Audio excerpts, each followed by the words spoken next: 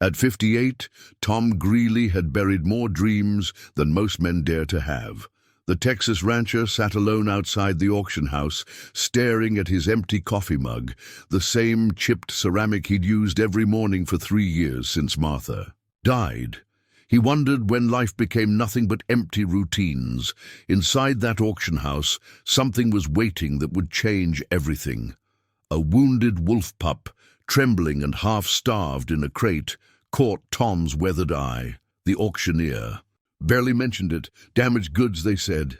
Against everyone's warnings, against common sense itself, Tom raised his hand and took the animal home. What started as simple compassion became something extraordinary. As the wolf healed, so did Tom, drawn from his isolation by this wild companion, who understood his pain. This wasn't any ordinary rescue story. The pup's intelligence would lead Tom to uncover a dangerous wildlife trafficking ring operating right in his backyard. Could one lonely cowboy and his unlikely partner take down a criminal operation? Before we jump back in, tell us where you're tuning in from, and if this story touches you, make sure you're subscribed, because tomorrow I've saved something special for you. The drive home from Millfield's livestock auction took Tom through 27 miles of mesquite and memory. His Ford pickup, rust-colored like the Texas dirt, knew these roads by heart. Past the Hendersons' place where the fence needed mending, past the old water tower that hadn't held water in a decade, past the crossroads where Martha used to wait for him on Friday evenings when they were young and foolish enough to believe forever meant something. The Greeley ranch spread across 800 acres of stubborn earth that his grandfather had claimed in 1952. Back then, it supported 3 families and enough cattle to make a living. Now it barely supported one broken-down widower and a dwindling herd that Tom kept more out of habit than hope. The house sat like a weathered monument to better times. White clapboard siding gone grey, a wraparound porch that sagged on the east side, and windows that reflected nothing but sky. Tom pulled into the gravel driveway and cut the engine. The silence hit him the same way it did every evening, complete and unforgiving. No Martha calling from the kitchen, no children's voices echoing from the yard. No sounds except wind through dry grass and the distant lowing of cattle. He sat in the truck for a moment, listening to the engine tick as it cooled, before reaching for the small carrier beside him. The wolf pup hadn't made a sound during the drive. Tom had fashioned a bed from old towels, but the animal pressed itself against the far corner of the carrier, yellow eyes wide with terror and pain. One hind leg hung at an odd angle, and patches of fur were missing where infection had taken hold. Buck Morrison, who ran the auction house, had warned Tom he was buying trouble. "That thing ain't gonna make it through the night," Buck had said. Tobacco juice staining his grey beard. Save your $60 for something with 4 good legs. But Tom had seen something in those eyes. Recognition, maybe. The same hollow look he'd caught in his own reflection too many times lately. Inside the house, Tom's boots echoed on hardwood floors that Martha had insisted on refinishing their 2nd year of marriage. The walls held photographs spanning 30 years. Their wedding day, the kids' school pictures, family Christmases that seemed impossibly bright now. But it was the framed photograph on the mantel that stopped him cold every time he passed it. Sergeant Thomas J. Greeley, 1st Battalion, 75th Ranger Regiment, 24 years old, standing at attention in his dress uniform, chest decorated with ribbons that meant something back then. The bronze star caught the light from the window, a reminder of the man he'd been before arthritis settled in his knees and disappointment carved lines around his eyes. Before 2 tours in Afghanistan taught him that heroism was just another word for surviving when others didn't. That young soldier had married Martha Caldwell on a spring day in 1985, convinced he could build a life worth living on Texas soil. They dreamed of children who would carry on the family name, of Sunday dinners and Christmas mornings, of growing old together on the porch swing Tom had built with his own hands. Sarah had been their miracle baby, arriving after 5 years, of trying and 3 miscarriages that Martha never talked about, but never forgot. Jake followed 3 years later, completing their perfect family. For a while, the ranch had hummed with life. Children's laughter, Martha's singing while she cooked, the comfortable sounds of a home filled with love. But dreams have a way of crumbling like drought-stricken earth. Sarah married a corporate lawyer from Dallas and moved to a world of country clubs and private schools where her father's calloused hands embarrassed her. Jake joined the Navy and found his own version of purpose in distant oceans, coming home for duty visits that felt more like parole hearings. Martha held the family together through sheer force of will and Sunday phone calls that grew shorter each year. She planted flower gardens to attract butterflies, kept detailed journals about wildlife on the property, and never once complained about the isolation that was slowly swallowing her husband whole. When the cancer came, swift and merciless, she faced it the same way she'd faced everything else, with quiet dignity and unwavering faith that somehow things would work out. They didn't. The funeral drew more people than Tom expected. Neighbors he hadn't spoken to in years, fellow veterans from his American Legion post, Martha's book club ladies who brought enough casseroles to feed an army. Sarah flew in from Dallas with her 2 children, grandchildren who barely knew him. Jake got emergency leave and stood stiff in his Navy dress uniform, looking uncomfortable in his own skin. After the burial, after the visitors had gone home to their own lives, Tom found himself alone in a house that felt too big and too quiet. The silence had weight, pressing down on him like a physical presence. He started drinking his morning coffee on the porch instead of at the kitchen table where Martha's empty chair mocked him. He let the flower gardens go to seed because the butterflies reminded him too much of her gentle laughter. Dr. Elena Vasquez had been Martha's friend, not his. A veterinarian who'd moved to the area 5 years ago to escape city life, she'd bonded with Martha over their shared love of wildlife and conservation. Elena was practical and direct, with kind eyes and the patience to deal with stubborn ranchers who preferred treating their animals with whiskey and prayer rather than proper medicine. She'd tried to check on Tom after the funeral, bringing homemade tamales and gentle conversation. But grief made him churlish and rude, and eventually she'd stopped coming around. He regretted that now, staring at the injured pup who needed professional care. The ranch's finances reflected Tom's diminishing will to fight. Cattle prices had fallen, feed costs had risen, and the property taxes on 800 acres kept climbing despite the county's economic struggles. He'd sold off the north pasture 2 years ago to pay for Martha's medical bills. The east section had gone to cover funeral expenses. Now he was down to 400 acres and 40 head of cattle that barely paid for their own upkeep. His neighbors spoke to him with the careful politeness reserved for widowers and wounded animals. At the feed store, they asked about his health and the weather, steering clear of anything that might require actual conversation. Tom had become that fellow, the one people felt sorry for but didn't know how to help. The town of Millfield treated him like a relic from a more honorable time. Veterans thanked him for his service with the uncomfortable sincerity of people who'd never worn a uniform. The bank manager spoke to him in the gentle tones usually reserved for children and the elderly when discussing loan extensions. Even Buck Morrison, who'd known Tom for 20 years, handled him like fragile goods. Tom set the carrier down on the kitchen table and opened the latch. The pup didn't move, watching him with the wariness of something that had learned not to trust.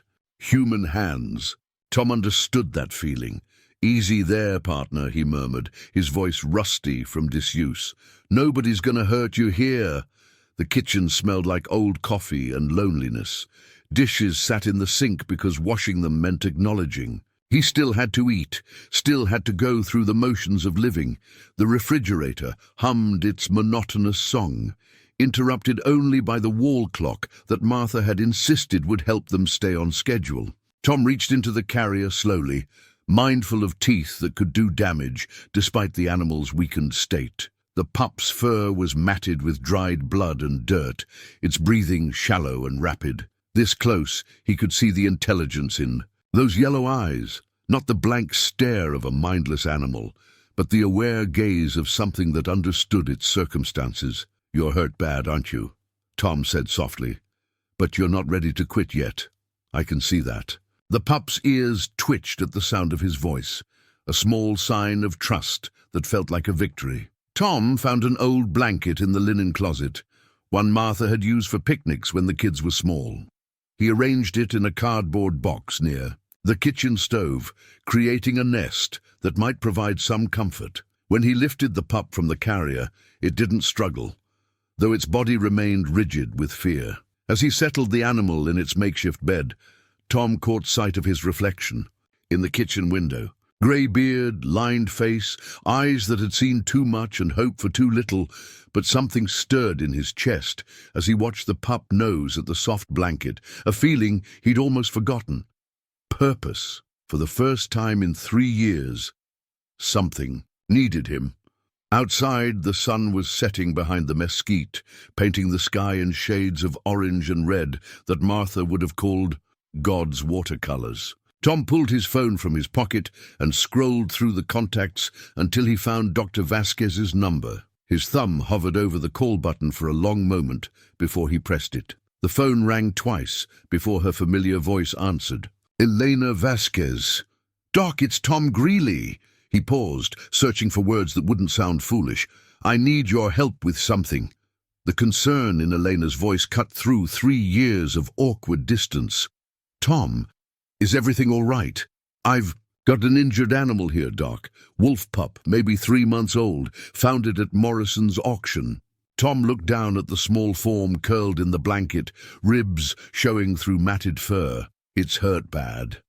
A pause on the other end, then Elena's professional tone kicked in. "Tom, you know I can't treat wild animals without proper permits. And wolves." "It's dying, Elena."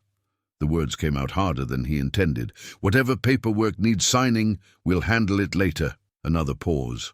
Longer this time. Tom could almost hear her weighing protocols against compassion. The same calculation he'd made 100 times in field hospitals overseas. "How bad is it?" Tom examined the pup more closely, his hands remembering techniques learned in military medic training 30 years ago. Malnutrition, infected wounds on the back legs, possible broken bone, dehydrated. Temperature feels low. "Can you bring it to the clinic?" Tom looked at the trembling animal. Moving it again seemed cruel. "I'd rather not stress it any more than necessary. Could you come out here?" Silence stretched between them until Eleanor sighed. "Give me an hour to get my kit together. And Tom, don't try to treat it yourself. Just keep it warm and quiet." But Tom was already moving toward the hall closet where he kept supplies that most ranchers accumulated over decades of caring for livestock. Behind the veterinary medications and cattle supplements, pushed to the back like a secret shame, sat an old cigar box he hadn't opened since Martha's illness. The box contained his makeshift medical kit, items he'd gathered during those last months when every small comfort might make a difference. Sterile gauze, antiseptic solution, disposable syringes, antibiotic ointment, elastic bandages, and a digital thermometer. He'd assembled it piece by piece, buying supplies at different pharmacies so no one would ask questions about why a rancher needed medical equipment meant for humans. Tom carried the box to the kitchen table and opened it with the reverence of a man handling sacred relics. The smell of antiseptic brought back memories of field hospitals in Kandahar, of holding pressure on wounds while helicopters thundered overhead, of learning that sometimes keeping someone alive was just a matter of refusing to give up. The pup's eyes followed his movements with that unsettling intelligence he'd noticed at the auction. Most injured animals retreated into themselves, conserving energy for survival. This one watched and assessed, as if calculating Tom's intentions. "Easy now," Tom murmured, pulling on disposable gloves with the careful precision of old training. "Let's see what we're dealing with here." The examination revealed the extent of the damage. The left hind leg bore deep puncture wounds that had festered, creating an infection that smelled of decay and neglect. The right leg appeared fractured, bent at an unnatural angle. The pup's gums were pale, and its coat lacked the luster of healthy fur. Worst of all were its ribs, visible beneath the skin like a topographical map of starvation. Tom had seen this before in war zones. The look of something that had been abandoned, left to survive on its own resources until those resources ran out. The difference was that soldiers chose their battles. This pup had been dealt its hand by circumstance, or more likely, human cruelty. Working with the gentle efficiency that had earned him commendations in Afghanistan, Tom cleaned the wounds with antiseptic solution. The pup flinched but didn't snap, even when the disinfectant must have burned like fire. Its stoicism reminded him of young Marines trying not to show pain while medics worked on their injuries. "You're a tough little bastard, aren't you?" Tom said softly, applying antibiotic ointment to the infected areas. "Somebody hurt you bad, but you're not ready to quit." As he worked, memories surfaced unbidden. Private Rodriguez, 19 years old, holding Tom's hand while combat surgeons tried to save what was left of his legs after an IED explosion. Sergeant Mills, calling for his mother while Tom applied pressure to a chest wound that was bleeding. Faster than they could stop it. The weight of responsibility that came with having someone's life depend on your skill and steady hands. He'd been good at it once. The emergency medicine that kept people breathing until better help arrived. Martha used to say he had healing hands, meant for fixing things that were broken. He'd lost faith in that gift somewhere between her diagnosis and her funeral. But muscle memory was a stubborn thing. Tom fashioned a splint from a wooden ruler and medical tape, immobilizing the fractured leg with the careful precision of a man who'd done this before. The pup tolerated the procedure with remarkable patience, occasionally meeting Tom's eyes with what looked almost like gratitude. By the time Eleanor's headlights swept across the kitchen window, Tom had done everything his limited medical knowledge allowed. The pup was clean, bandaged, and wrapped in warm blankets. A shallow dish of water sat within reach, though the animal hadn't yet tried to drink. Elena knocked softly before entering, carrying a professional veterinary kit that made Tom's cigar box supplies look primitive. She'd changed from her evening clothes into scrubs, her dark hair pulled back in a practical ponytail that emphasized the worry lines around her eyes. "Jesus, Tom," she breathed, seeing the pup. "Where did you find this poor thing?" "Morrison's auction. They had it crated with some rabbits and chickens. Nobody seemed to know where it came from." Elena set down her kit and pulled on examination gloves, her movements practiced and efficient. "This isn't right. Wolves aren't livestock, and they're certainly not auction animals. Did Buck say who brought it in?" "Said he didn't know. Somebody dropped off the crate this morning, paid the listing fee and left." Tom watched Elena's face as she examined his work.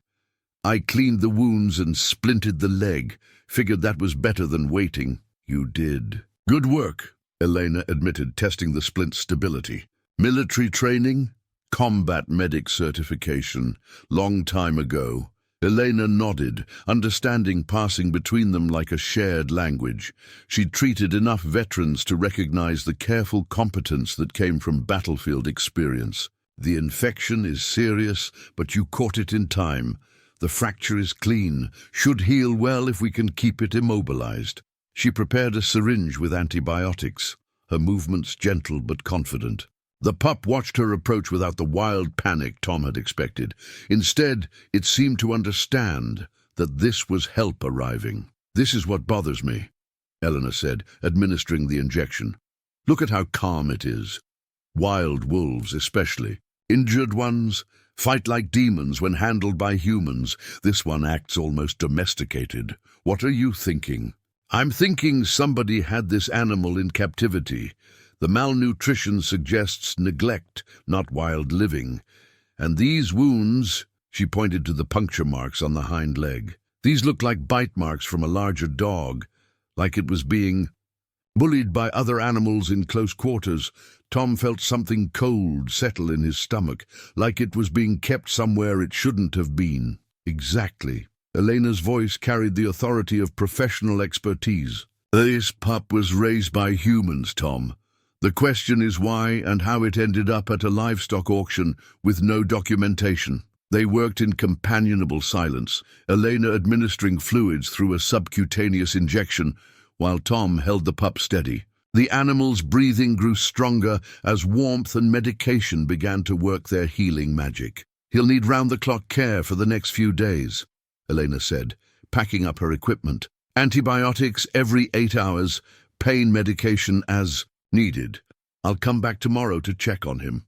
Him? Elena smiled, the first genuine expression Tom had seen from her since Martha's funeral. Definitely male. And based on the bone structure and coat markings, I'd guess he's got some domestic dog mixed in with the wolf, probably bred specifically for the exotic pet trade. After Elena left, promising to research the legal requirements for keeping a wolf hybrid, Tom settled into a chair beside the makeshift bed. The pup, he was already thinking of him as Scout, though he couldn't say why, slept fitfully, occasionally whimpering in dreams that were probably filled with pain and fear. Tom dozed in the chair, waking every hour to check on his patient. During one of those quiet watches, as moonlight streamed through the kitchen window, Scout opened his eyes and looked directly at Tom. For a long moment they regarded each other across the species divide, two damaged souls recognizing something familiar. Tom reached out slowly,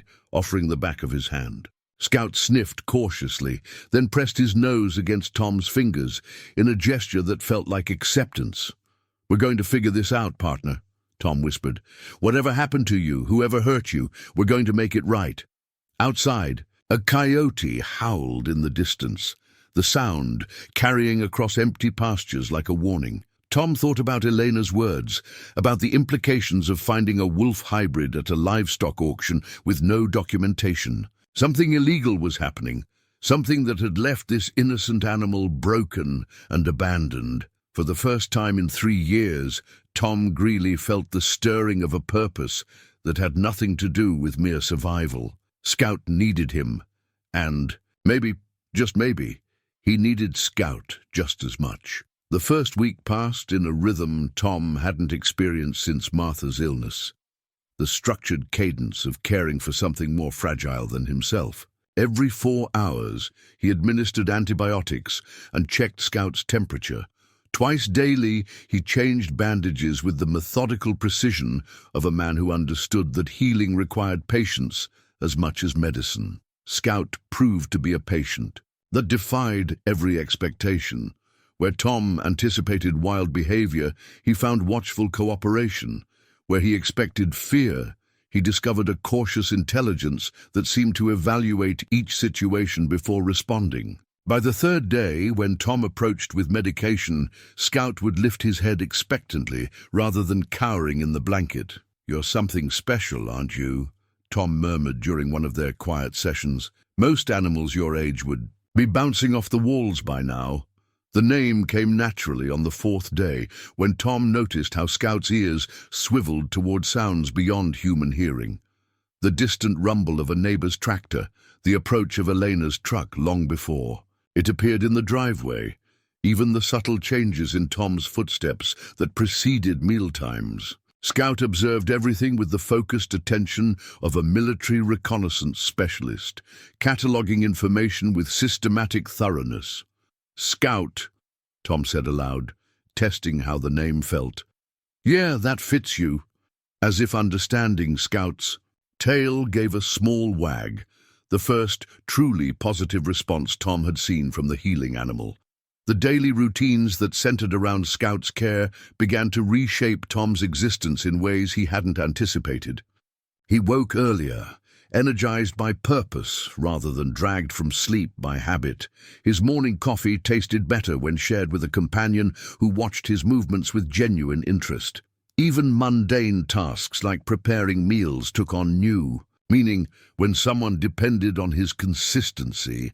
Elena visited every other day, monitoring Scout's progress with the satisfaction of a professional watching her work succeed. The infection cleared steadily under the assault of antibiotics and careful wound care. The fractured leg showed signs of proper healing, though Scout would need several more weeks of restricted movement. His response to treatment is remarkable, Elena noted during her Friday visit, running practiced hands over Scout's improving form. But what fascinates me most is his behavior. Look how he watches us. Tom followed her gaze to Scout, who was indeed observing their conversation with an attention that seemed almost human in its focus. When Elena spoke, Scout's head tilted slightly, as if parsing the meaning behind her words. When she moved to examine his bandages, he shifted position to accommodate her without being asked. "It's like he understands what we're trying to do," Tom said. "More than that. It's like he's learning our routines so he can participate in his own recovery." Elena scratched behind Scout's ears, earning a contented rumble that was part growl, part purr. "I've been doing some research on wolf-dog hybrids. The intelligent ones can be trained to a level that rivals working dogs, but they need mental stimulation or they become destructive. He doesn't seem destructive because he's still weak. Wait until he gets his strength back, then we'll see what kind of mind we're dealing with." That evening, buoyed by Scout's progress and Elena's encouraging words, Tom made a decision he'd been postponing for months. He pulled out his phone and scrolled to Sarah's number, thumb hovering over the call button the same way it had 3 years ago, when he'd needed to tell his children their mother was dying. The phone rang 4 times before Sarah's familiar voice answered, crisp with professional efficiency. "Hi, Dad. Is everything okay?" The question stung because it implied that only emergencies warranted contact between them. Tom supposed he'd earned that assumption through years of stilted conversations and missed birthdays. "Everything's fine, sweetheart. I just wanted to hear your voice." A pause that stretched long enough for Tom to hear muffled voices in the background. Sarah's. Husband talking to their children about homework or chores or the countless details that filled suburban family life. "That's nice, Dad. How are you feeling?" Tom looked across the kitchen at Scout, who was watching him with those unsettling yellow eyes. "Better than I have in a while, actually. I've got some company out here." "Company?" Sarah's tone carried the careful neutrality she'd perfected for handling her father's eccentricities. "Did you hire some help around the ranch?" "Not exactly." Tom found himself smiling for the first time in the conversation. "I rescued a wolf pup from Morrison's auction. Been nursing him back to health." The silence on the other end stretched, so long that Tom wondered if the call had dropped. Finally, Sarah's voice returned, tight with the patience of someone dealing with a difficult relative. "Dad, that doesn't sound safe. Wild animals can carry diseases, and if it's injured, it might be unpredictable." "He's not unpredictable. Smart as a whip, actually. Follows commands, seems to understand commands." "Dad, you can't train a wolf like a dog, and what happens when it gets bigger? Those animals can weigh 150 pounds. Tom felt the conversation slipping away from him, devolving into the familiar pattern of Sarah's worried practicality clashing with what she saw as his impulsive decision-making. "Sarah, if you could see him, I think you should call animal control and have them relocate it to a proper sanctuary. This isn't fair to the animal, and it's not safe for you." After they hung up, Sarah citing homework supervision as her excuse. To end the call, Tom sat in his kitchen, feeling the familiar weight of family disappointment. He'd hoped that sharing something positive might bridge the distance between them.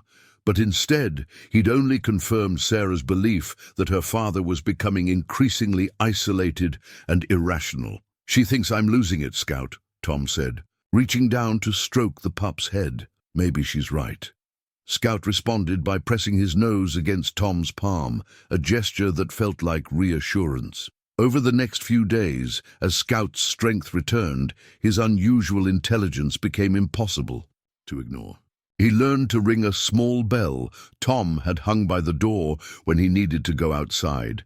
He distinguished between the sounds of different vehicles, becoming alert when Elena's truck approached, but remaining calm when neighbors passed on the county road. Most remarkably, he seemed to understand the rhythm of Tom's daily routine, positioning himself near the medication cabinet when it was time for his antibiotics. It's like living with a very polite, very smart person who happens to have 4 legs, Tom told Elena during her Tuesday visit. I've been thinking about that, Elena said, watching Scout carefully navigate the kitchen despite his splinted leg. This level of intelligence suggests serious selective breeding. Someone didn't just cross a wolf with a random domestic dog, they were trying to create something specific. For what purpose? That's what worries me. The exotic pet trade has a market for animals that look wild but behave like domesticated pets. Rich people pay enormous amounts for designer wolves. Tom was reaching for Scout's afternoon medication when the phone rang.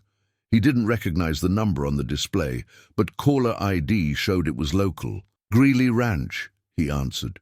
You picked up something that don't belong to you. The voice was male, gravelly, with an accent Tom couldn't place. Smart thing would be to mind your own business. Who is this? Somebody who knows where you live, old man. That animal you took from Morrison's auction, it's spoken for. Best return it before you get yourself into trouble you can't handle. The line went dead. Tom stared at the phone for a long moment, adrenaline coursing through his system with familiar intensity. He'd heard that tone before, in places where threats weren't idle, and strangers who knew your address meant serious business. Scout had gone still during the conversation, ears pricked forward, body tense with awareness that something had changed. In the room's atmosphere, when Tom looked down, those intelligent yellow eyes met his with an expression that seemed almost like understanding. Tom walked to the kitchen window and scanned the horizon, military instincts automatically cataloguing. Sight lines and approach routes. His father's hand-carved walking stick leaned against the wall beside the door, a gnarled piece of mesquite that the old man had shaped during long evenings on the porch. Tom picked it up, feeling the smooth wood worn by decades of use, and stepped outside. The ranch spread before him in familiar patterns of pasture and fence line, but now he saw it with different eyes. The barn offered concealment for anyone wanting to approach unseen. The grove of oak trees near the property line could hide a vehicle. The county road provided easy access and quick escape routes. He'd underestimated the situation. This wasn't just about one abandoned animal. It was about something larger, more organized. Someone had been using Scout for a purpose, and they wanted him back badly enough to make threats. Tom returned to the kitchen, where Scout was watching him with that uncanny awareness. Looks like we've got ourselves some trouble, partner. Question is, what are we going to do about it? As if in response, Scout struggled to his feet despite the splint, positioning himself between Tom and the door. The message was clear. Whatever was coming, they would face it together. The threatening phone call changed everything. Tom found himself checking the locks on doors that hadn't been secured in years, positioning himself near windows where he could observe approaches to the house and listening to the night sounds with the hypervigilance of a soldier in hostile territory. Scout seemed to sense the shift in atmosphere, rarely leaving Tom's side and maintaining an alertness that suggested he too understood they were no longer safe. 3 days after the call, Scout did something that convinced Tom the pup was far more than an ordinary animal. While Tom was feeding the cattle in the south pasture, Scout began exhibiting behavior he'd never shown before, pacing in tight circles, whining softly, and looking toward a section of the property Tom rarely visited. "What's got you worked up, partner?" Tom asked, but Scout continued his anxious display. Finally, the pup began limping determinedly toward the tree line, despite his splintered leg making the journey difficult. Every few yards he would stop and look back at Tom, clearly expecting to be followed. Tom had learned to trust Scout's instincts. He grabbed his father's walking stick and followed the determined animal into the mesquite grove that bordered his eastern property line. Scout navigated the rough terrain with surprising skill, leading Tom along what appeared to be a faint path worn through the underbrush. After 20 minutes of careful walking, they emerged in a small clearing that Tom hadn't visited in years. What he found there made his blood run cold. Fresh tire tracks crisscrossed the bare earth, and scattered among the dried grass were remnants of human activity. Empty water bottles, cigarette butts, and most telling of all, pieces of wire mesh and broken wooden slats that looked like parts of animal crates. Scout sniffed the debris with intense focus before moving to a spot near a large oak tree where someone had attempted to bury something. Tom used his walking stick to probe the loose earth, uncovering more evidence of organized activity. Rope. Fragments, torn canvas that might have been part of a tarp, and a metal tag with numbers stamped on it, the kind used for livestock identification, but somehow different. Jesus, Tom muttered, scanning the clearing with new eyes. The location was perfect for clandestine operations, hidden from the road, accessible by vehicles that could approach through the neighboring ranch's back roads, and remote enough that noise wouldn't carry to any houses. Scout moved to another area of the clearing, where the ground showed signs of multiple vehicles. Tom counted at least 4 different tire patterns, suggesting this wasn't the work of casual hunters or teenagers looking for a place to party. This was organized, systematic, and professional. The military training that had been dormant for decades suddenly came flooding back. Tom found himself automatically cataloging details, sight lines, escape routes, defensive positions. He'd seen setups like this in Afghanistan, places where different groups met to conduct business they didn't want. Observed staging areas, transfer points. Scout's discovery took on a sinister new meaning. If this clearing had been used for wildlife trafficking, and Scout had somehow escaped from one of their operations, then the threatening phone call wasn't just intimidation. It was a promise. When Elena arrived for her scheduled visit that afternoon, Tom was waiting for her with questions that had been building all day. How long would it take for a wolf pup to lose its fear of humans if it was raised in captivity?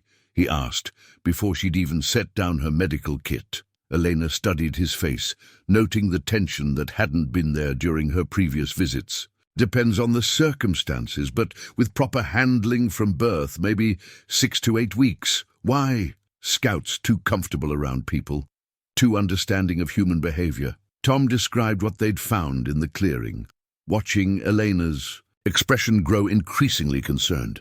Tom, this sounds like a professional operation.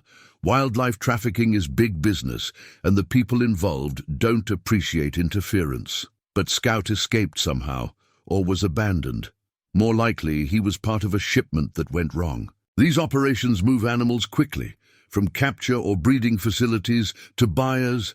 If something spooked them, they might have ditched evidence and planned to come back later. Elena knelt beside Scout, examining him with the systematic thoroughness of someone looking for specific details. Look at his teeth, Tom. See how even they are? Wild wolves have chipped teeth from gnawing bones and fighting. His are perfect, like he's been fed soft food his whole life. She moved to his paws, spreading the toes to examine the pads. No wear from running on rocks or hard ground. This animal has spent most of his life in controlled conditions. The implications settled over Tom like a cold fog. Scout hadn't just been abandoned, he was evidence of criminal activity, and someone wanted him back badly enough to threaten violence. That evening, as Tom was closing the barn after evening chores, he heard the rumble of an engine approaching along the county road. Instead of passing by, the vehicle slowed and turned into his driveway. Tom positioned himself where he could see the approaching truck, while remaining partially concealed by the barn door. 2 men climbed out of a late-model pickup, both wearing hunting clothes and carrying themselves with the casual confidence of people accustomed to intimidating others. The driver was tall and lean, with graying hair beneath a camouflage cap. His passenger was younger, broader, with the kind of thick neck that suggested time spent in a gym. "You Tom Greeley?"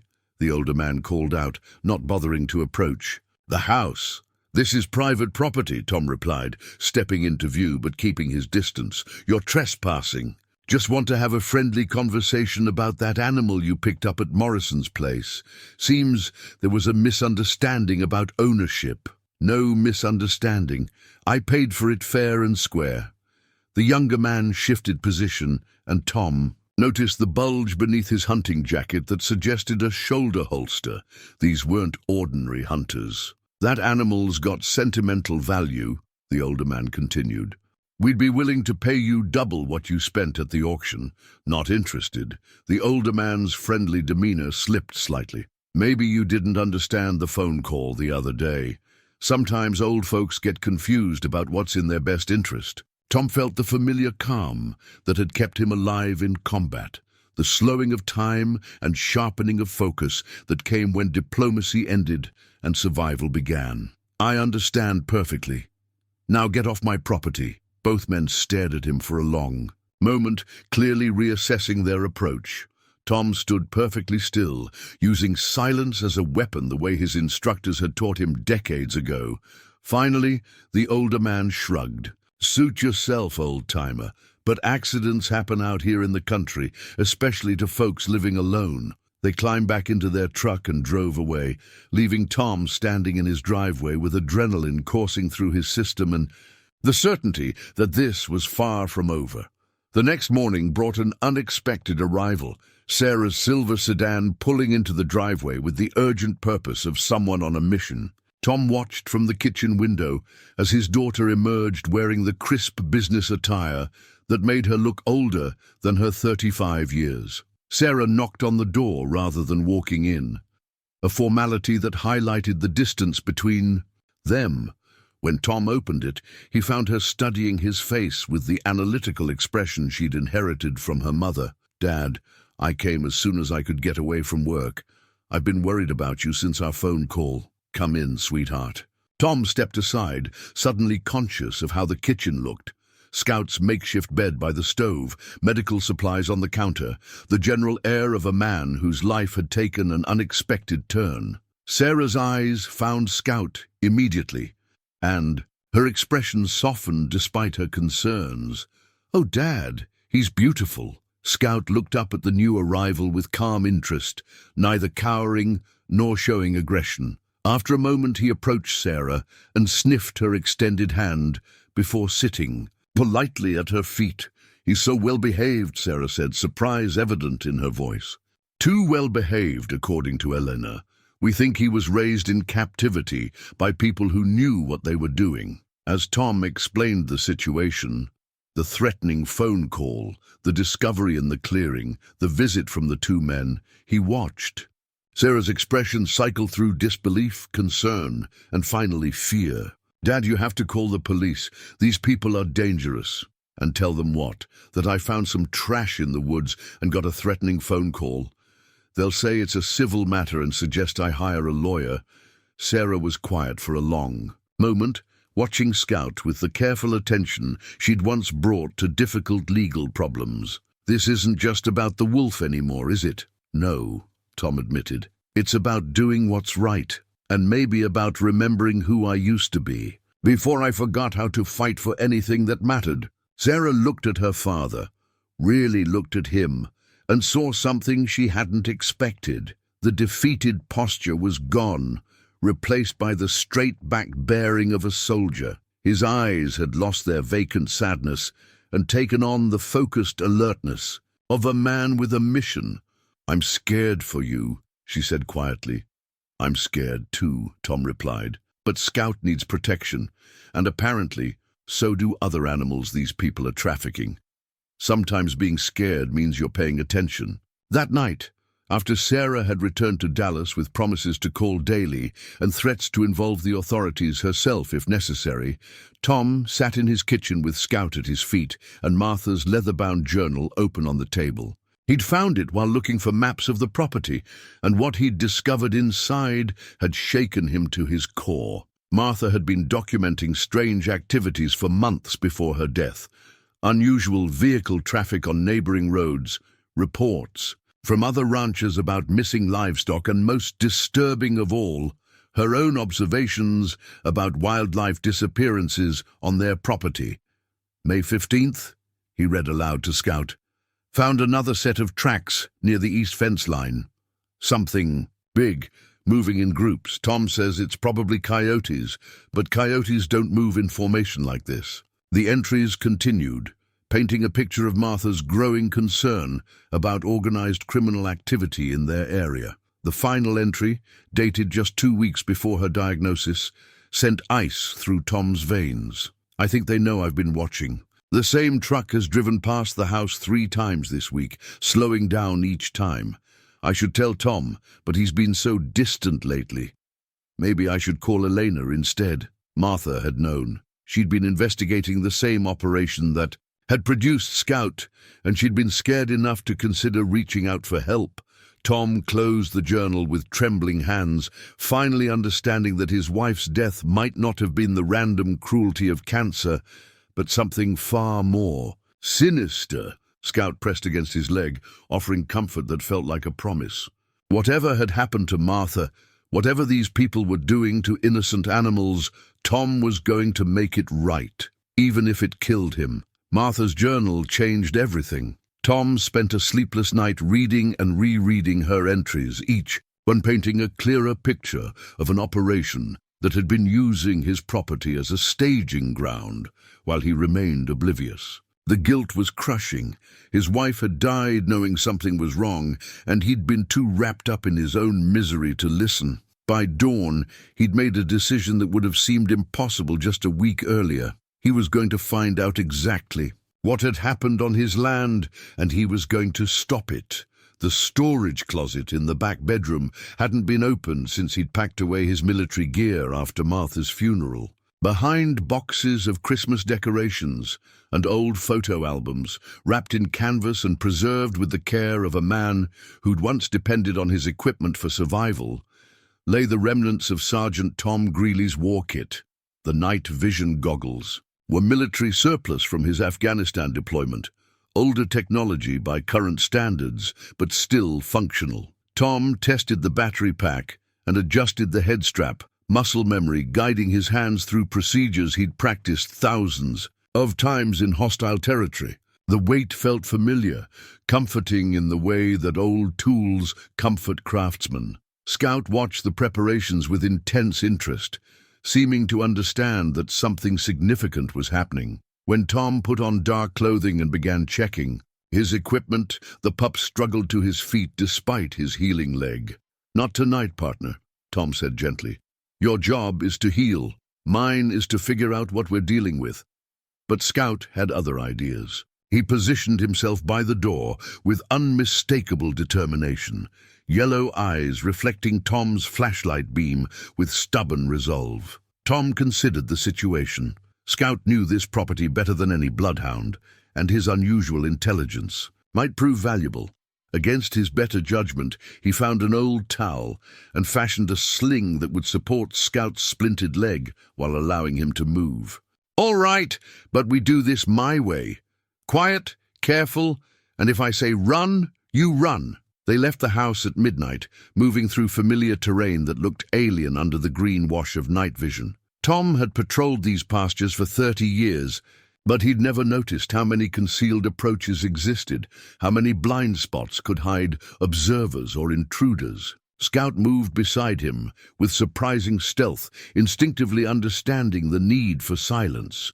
The clearing where they'd found evidence of trafficking activity showed fresh signs of use.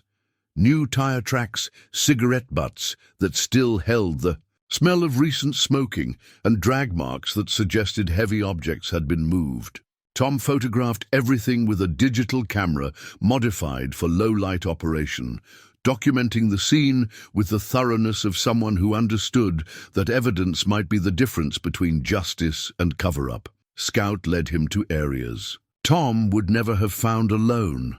Game trails that had been widened for human use, natural clearings that showed signs of recent vehicle access, and most disturbing of all, a camouflaged blind that offered perfect surveillance of Tom's house. Someone had been watching him.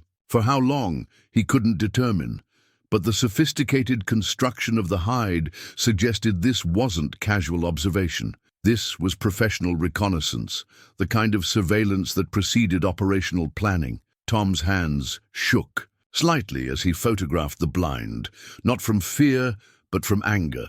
These people had violated more than his property. They'd invaded his privacy, studied his routines, and probably planned his intimidation with the cold calculation of predators.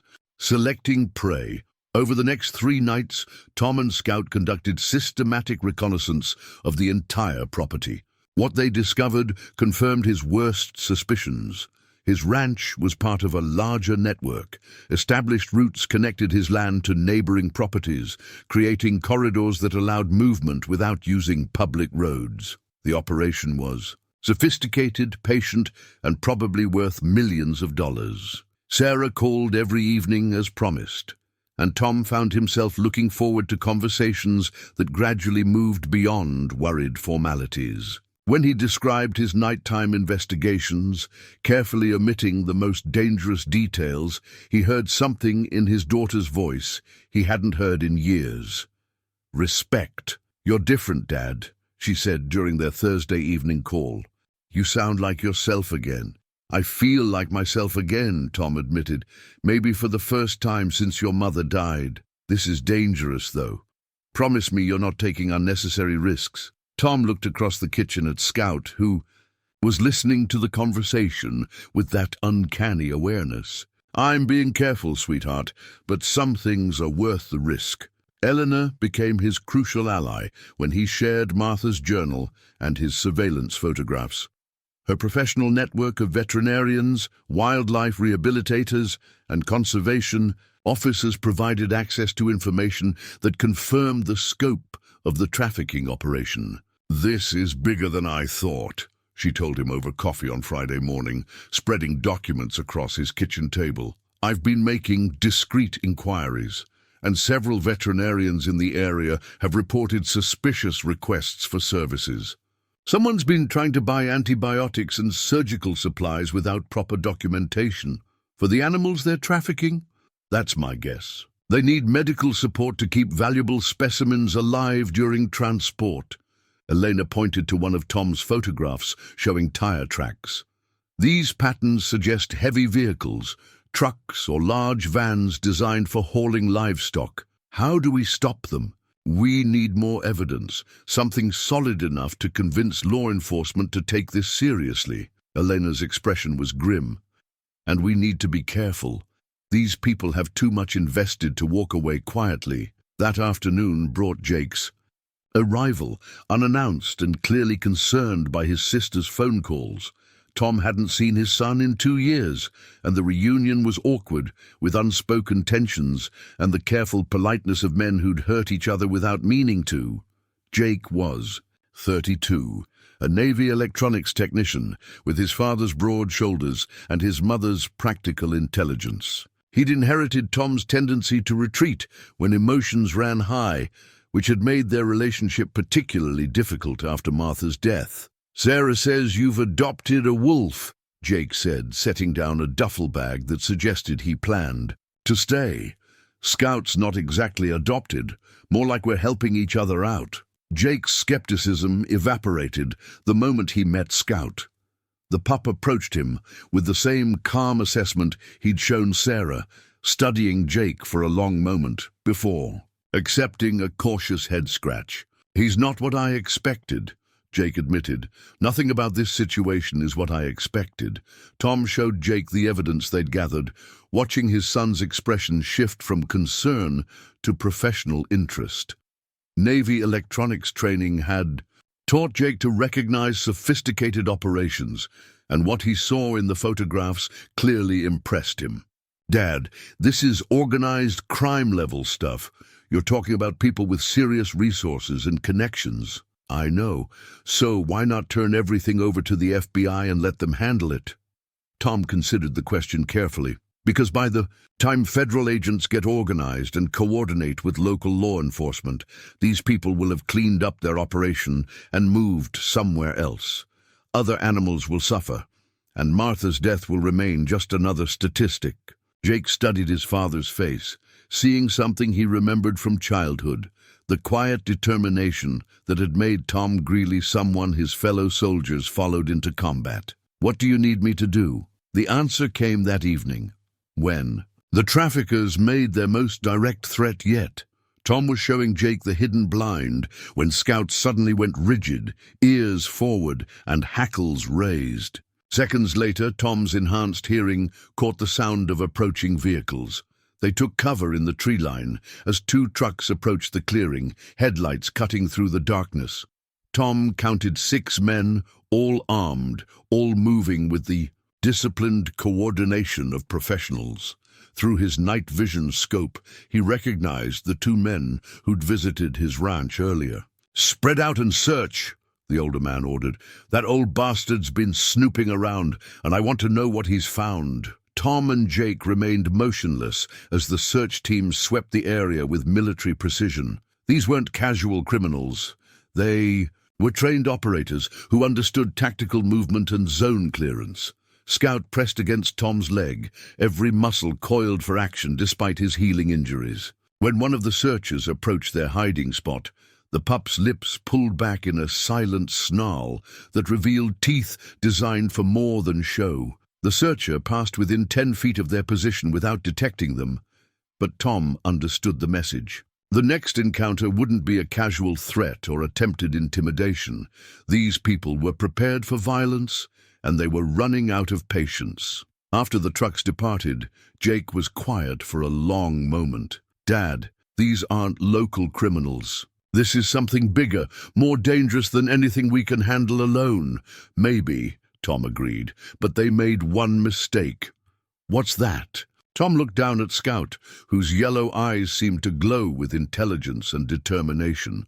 "They underestimated what happens when you threaten someone's family." Jake followed his father's gaze to the loyal animal who'd already proven he would risk everything to protect the man who'd saved his life. "You're talking about Scout." "I'm talking about all of us," Tom replied. "They want a fight, they've got one, but it's going to be on our terms, not theirs." As they made their way back to the house, Tom felt something he hadn't experienced since Martha's death, the fierce joy of having something worth fighting for. Scout limped beside him with unwavering loyalty.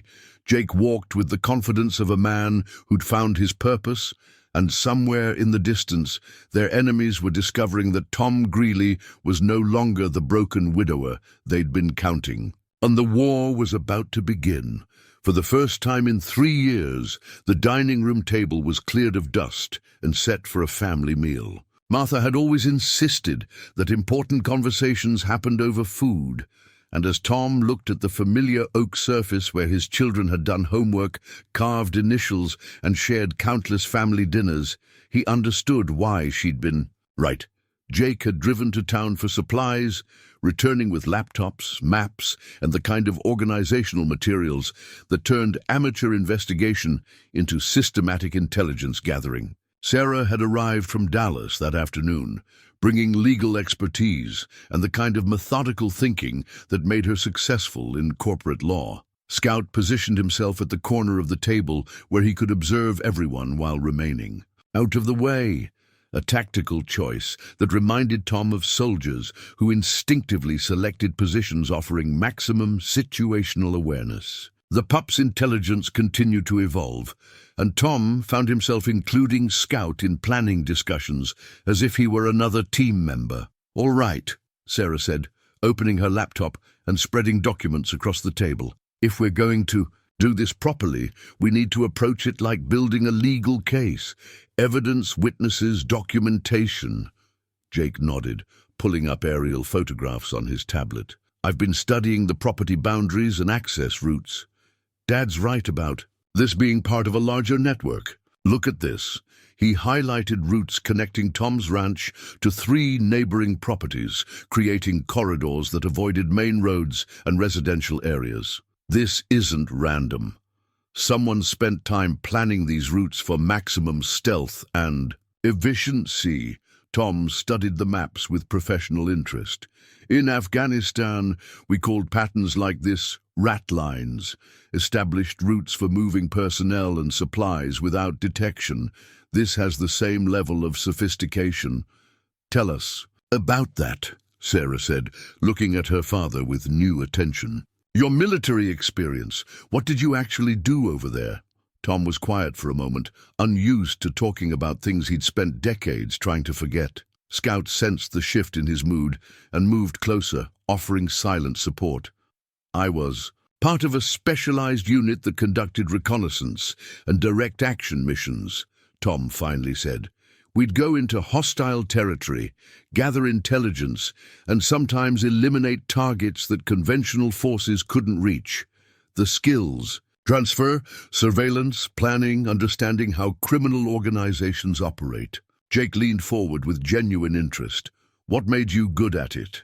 Patience, understanding that rushing gets people killed, and learning to think like the enemy, to predict their moves by understanding their motivations. Tom looked around. The table at his family. These traffickers have patterns, weaknesses. They're operating in familiar territory, which makes them confident but also predictable. Elena arrived as they were reviewing Tom's surveillance photographs, bringing news that confirmed their worst fears. I've been coordinating with wildlife rehabilitation centers across 3 states, she said, accepting Sarah's offer of coffee. The scope of this operation is staggering. She spread her own documents across the table. Veterinary reports, suspicious animal seizures, and correspondence from rehabilitation centers dealing with unusual cases. In the past 2 years, there's been a systematic increase in exotic animal trafficking through this region. Wolves, mountain lions, even some endangered species that shouldn't exist in private hands. How much money are we talking about? Jake asked. A prime wolf-dog hybrid like Scout can sell for $10,000 to $15,000. Rare big cats bring $50,000 or more. If they're moving even a dozen animals per month, that's potentially millions annually. Sarah made notes on her laptop, building the foundation of a case that could eventually reach federal prosecutors. That explains the sophistication and the threats. They're protecting a substantial investment. Tom watched his family work together with growing pride.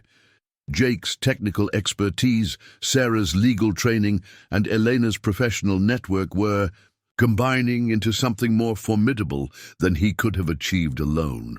Even Scout contributed, occasionally alerting them to sounds beyond human hearing, distant vehicles, approaching aircraft, or changes in the night's rhythm that suggested surveillance. There's something else, Elena said, hesitating before continuing. I sent DNA samples from Scout's blood work to a laboratory that specializes in exotic animal genetics. The results are disturbing. She pulled out a folder containing scientific reports that looked more like classified documents than veterinary records. Scout isn't just a wolf-dog hybrid. He's been selectively bred for specific traits: intelligence, temperament, and physical characteristics that make him valuable as an exotic pet. Tom felt ice settle in his stomach, meaning someone invested significant time and money in creating him. This wasn't accidental breeding. It was genetic engineering for commercial purposes. Scout represents thousands of dollars in research and development. The implications hung over the table like a storm cloud. Scout wasn't just evidence of criminal activity. He was valuable property that someone would go to extreme lengths to recover. They're not going to give up, Jake said quietly. No, Tom agreed, which means we need to be ready for escalation. That night, after Sarah and Jake had gone to bed in their childhood rooms and Elena had returned to town, Tom sat on the porch with Scout at his feet, sharing the evening watch. The weight of responsibility pressed down on him like a physical presence. His family was now involved in something dangerous because of his decisions, and the knowledge that his actions might put them at risk warred with his determination to see justice done. Scout seemed to sense his internal conflict. The pup pressed against his leg, offering comfort that felt like absolution. I don't know if I'm doing the right thing, Tom admitted aloud. Maybe Sarah was right. Maybe we should turn everything over to the authorities and hope for the best. Scout looked up at him with those impossibly intelligent eyes, and Tom could swear he saw understanding there, not just animal loyalty, but genuine comprehension of the moral complexity they faced. The answer came the next morning in the form of a phone call that changed everything. Tom Greeley. The voice was different from the previous threats. Younger, more nervous. Speaking. This is about your daughter in Dallas, Sarah Mitchell, lives at 4247 Oakmont Drive with her husband and 2 kids. Tom's blood turned to ice. What about her? She's got a nice routine. Drops the kids at school every morning at 7:30. Stops for coffee at that place on Henderson Street. Gets to work by 8:15. Predictable. Vulnerable. If you touch my family, nobody has to get hurt, old man. Just return what you took, forget what you've seen, and everybody goes back to their normal lives. The line went dead. Tom stood frozen in his kitchen, phone in hand, while rage and terror fought for dominance in his chest. These people had crossed a line that transformed this from a matter of principle into a war for survival. Scout had gone absolutely still during the conversation, every muscle in his body coiled with tension. When Tom looked down, he found the pup staring at him with an expression that seemed almost human in its understanding of the threat. They threatened Sarah, Tom said aloud. Scout's response was immediate and unmistakable, a low growl built in his chest, not the sound of a pet, but the voice of a predator accepting a challenge. His hackles rose, and for a moment, Tom glimpsed the wildness that still existed beneath the intelligence and loyalty. Tom called Sarah immediately, catching her as she was getting ready for work. "Sweetheart, I need you to listen carefully and not ask questions until I'm finished." He explained the threat, watching through the window as Scout patrolled the yard with newfound purpose. His daughter's silence stretched long enough for Tom to wonder if the call had dropped. "Dad," Sarah finally said, her voice tight with controlled fear, "they know where my children go to school. I know. Which is why you and the kids are coming here today. Right now, I can't just leave work. I have responsibilities, Sarah." Tom's voice carried the authority of a man who'd commanded soldiers in combat. "Your responsibilities are to stay alive and keep my grandchildren safe. Everything else is secondary." While Sarah packed and arranged emergency leave from her job, Tom called Jake and Elena. Within 2 hours, his kitchen had been transformed into a command center, with electronic equipment, surveillance gear, and tactical planning materials covering every available surface.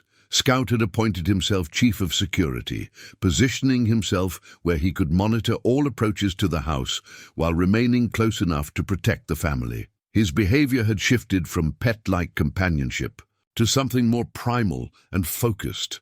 He seemed to understand that the rules had changed, that they were now in active danger. "He knows," Elena observed, watching Scout test the air with systematic thoroughness. "Animals have senses we don't fully understand. He's detecting something, maybe chemical traces, maybe just changes in our stress levels, but he's definitely aware that a threat is imminent." Jake nodded towards Scout, who had positioned himself by the window overlooking the driveway. "Look at his body language. That's a sentry posture. He's not just watching. He's preparing to defend." When Sarah arrived with her children, Emily, 8, and David, 6, Scout's demeanor shifted again. He approached the children with gentle curiosity, allowing them to pet him while maintaining his awareness of potential threats. The kids were enchanted by their grandfather's unusual companion, and their innocent delight provided a momentary respite from the tension that permeated the house. "Why does Scout keep looking out the windows, Grandpa?" Emily asked, stroking. "The pup's thick fur. He's making sure we're all safe, sweetheart. He's very good at that." David, with the directness of childhood, asked the question that had been haunting Tom. "Are the bad people coming here?" Tom knelt beside his grandson, choosing honesty over false comfort. "Maybe. But if they do, Scout and I will protect you. That's what families do. We take care of each other." As if understanding the promise being made, Scout moved to David's side and sat perfectly still, allowing the little boy to lean against him for comfort. That evening, as Tom conducted his final security check before bed, Scout exhibited behavior that defied rational explanation. The pup led him to 3 different locations around the property, pausing at each spot to test the air with intense concentration. At each location, Tom found subtle signs of recent surveillance: disturbed grass, cigarette residue, or the faint chemical smell of equipment. Scout hadn't just detected these intrusions. He'd catalogued them, creating a mental map of enemy activity that would have impressed professional military scouts. How is that possible? Tom wondered aloud. Scout looked at him with those unsettling yellow eyes, and Tom realized he might never fully understand the intelligence he'd rescued from Morrison's auction. Whatever breeding program had created Scout had produced something far beyond an ordinary animal, a creature that combined natural instincts with enhanced cognitive abilities. As they returned to the house, Scout paused at the door and looked back across the darkened ranch.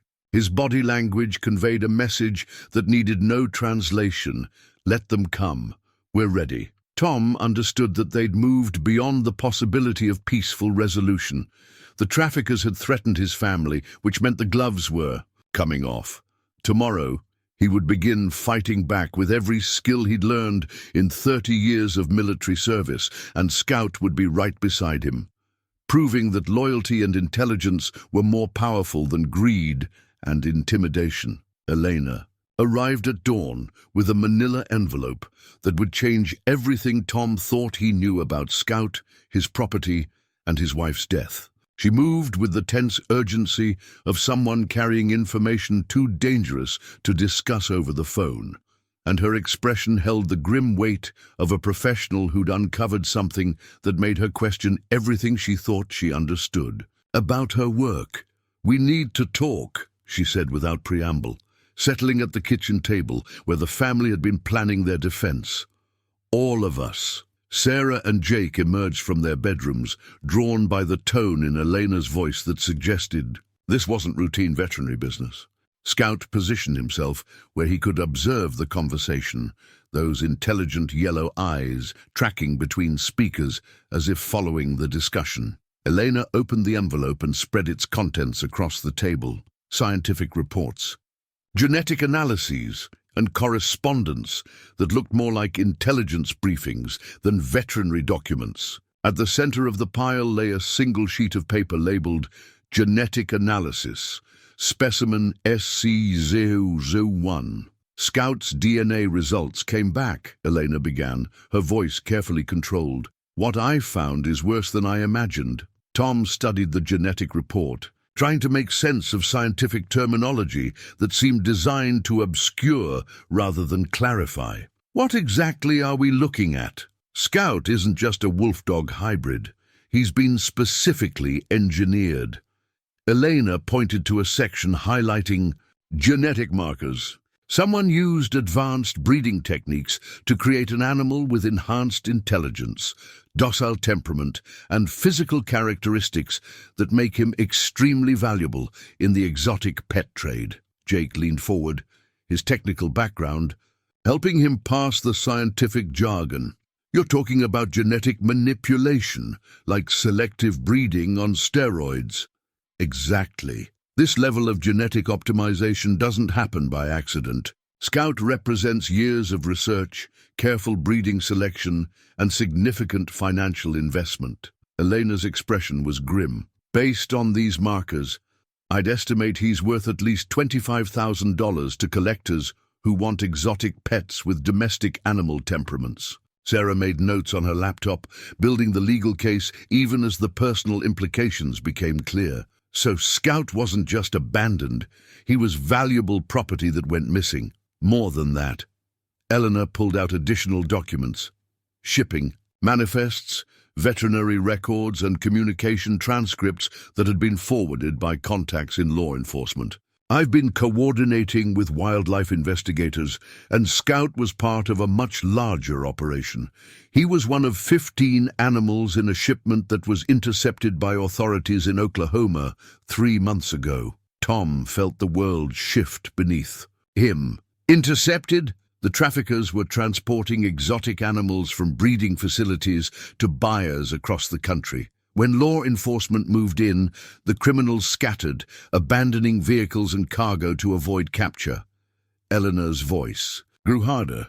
Scout was supposed to be in that shipment. The fact that he ended up at Morrison's auction means someone retrieved him and was moving him through an alternate network. Jake was studying property maps on his tablet, cross-referencing Elena's information with their surveillance findings. "Dad, look at this. If they were using our property as a way station after the Oklahoma bust, it means my ranch was specifically chosen," Tom finished. "They knew about Martha's death, knew I was isolated and unlikely to notice. Activity on my own land. The implications hit him like physical blows. These people hadn't randomly selected his property. They'd researched him, studied his routines, and calculated that a grief-stricken widower would make an ideal, unwitting partner in their criminal enterprise." Elena nodded toward Scout, who was listening to the conversation with that uncanny awareness. "His intelligence isn't natural, Tom.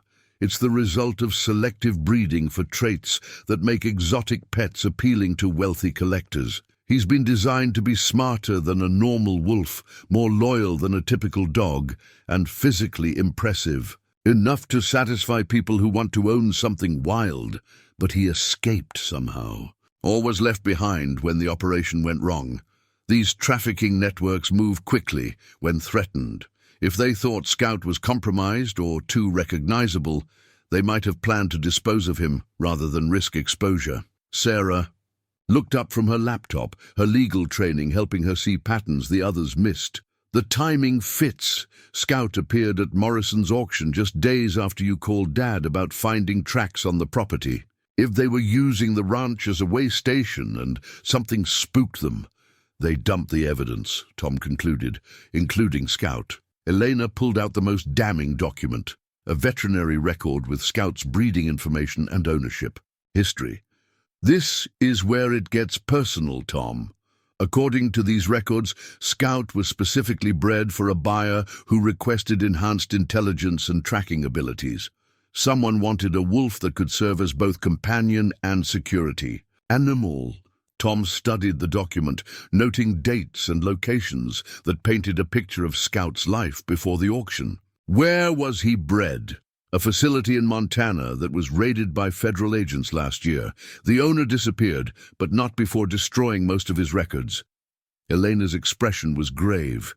However, some documentation survived, including correspondence about using rural properties in Texas as temporary holding facilities for animals in transport. Jake was tracking information on his tablet, correlating Elena's findings with their own intelligence.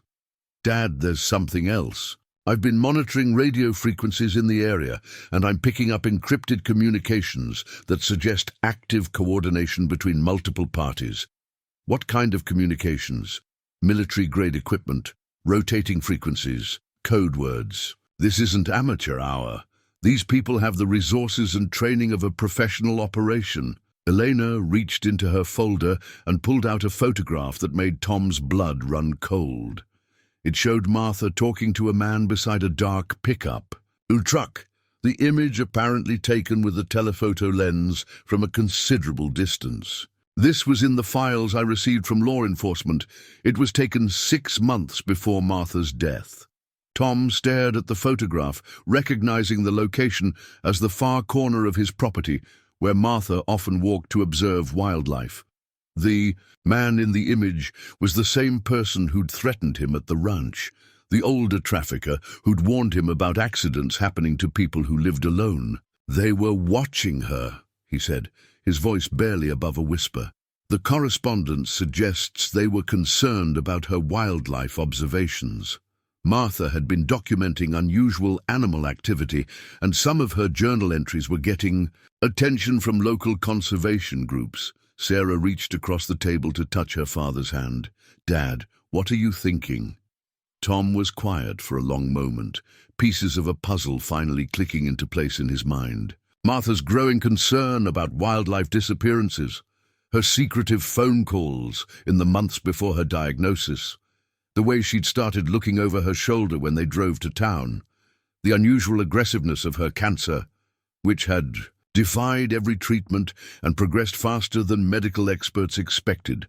"I'm thinking my wife didn't die of natural causes," he said finally. The silence that followed was profound.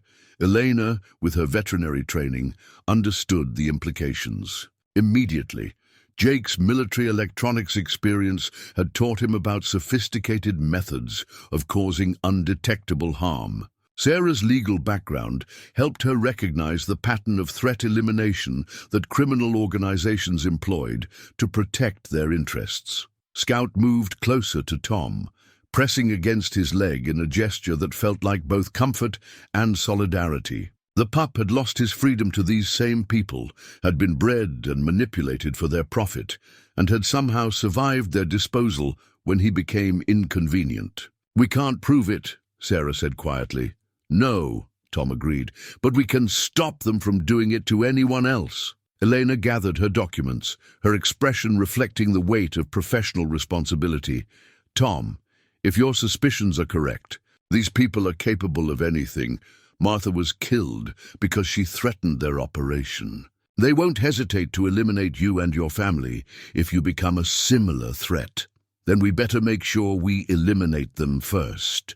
Jake looked up from his equipment. "Dad, I'm reading significant electronic activity in the area, multiple vehicles, coordinated movement patterns. They're not just watching us anymore, they're positioning for something." Tom moved to the window, scanning the horizon with eyes trained by decades of military service. The ranch looked peaceful in the morning light, but he could feel the weight of hostile observation like a physical presence. Scout joined him at the window, hackles rising as he detected something beyond human perception. His body language was unmistakable. Danger was approaching, and it was time to choose between flight and fight. Tom made his choice the way soldiers always had, by thinking about what he was protecting rather than what he was risking. Martha deserved justice. Scout deserved freedom from the people who'd created him for profit and abandoned him when he became inconvenient. His family deserved to live without fear. "Elena, I need you to take all this evidence and get it to federal authorities. Use your veterinary contacts, wildlife investigators, anyone who has jurisdiction over this kind of operation." "What about you?" Tom looked down at Scout, whose intelligent eyes reflected an understanding that seemed almost human. "Scout and I are going to buy you time. These people want him back, and they're willing to come here to get him. That gives us the advantage of choosing the battlefield." Sarah stood up, her face set with the determination she'd inherited from both parents. "We're not leaving you to face this alone." "Yes, you are. You and Jake are taking the kids to Elena's clinic in town, where there are witnesses and security cameras. This ends here, on my property, with my rules." Jake was monitoring his electronic equipment, noting increased activity across multiple frequencies. "Dad, whatever's coming, it's happening soon.